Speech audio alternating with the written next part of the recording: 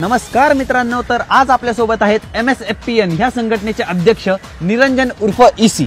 तर सर, आज मला तुम्हाला काही प्रश्न विचारायचे आहेत। मला शाक फरक पडत। हा सर, ते आहेच, पण तुम्ही मला सांगा, तुम्ही डिप्रेशन, एन्झायटी, स्ट्रेस यासोबत कसं डील करता? हे बघ, डिप्रेशन असू दे ना तर फिप्रेशन असू दे, मला आहे ना शाक फरक पडत नाही। हा सर, पण कसं काय?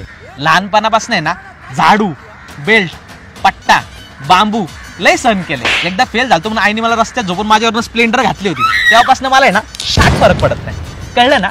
शाक फरक पडत नाही। ओके, पण सर, जे निगेटिव्ह वाइब्स असतात त्यासोबत तुम्ही कसं डील करता?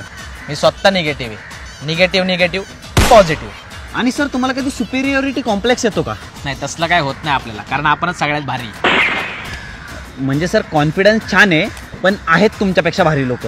कोण भारी कोण खारी, मला शाक फरक पडत नाही। सर, तुमचं हे बोलणं ऐकून मी इतकं मोटिवेट झालोय ना। सर, प्लीज मला अजून थोडी हेल्प करा, खूप सारे प्रॉब्लेम्स आहेत माझ्या आयुष्यात। त्यासाठी तुला एक कोर्स करावा लागेल। कोणता? MSFPN। म्हणजे? मी तुला काहीतरी बोलेल, त्याच्या मागे फक्त म्हणायचं मला शाक फरक पडत नाही। काय? शाक फरक पडत नाही? हां। गर्लफ्रेंड सोडून गेली, मला शाक फरक पडत नाही।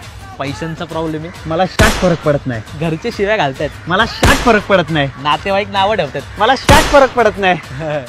शाक फरक पडत नाही, मला ना शाक फरक पडत नाही।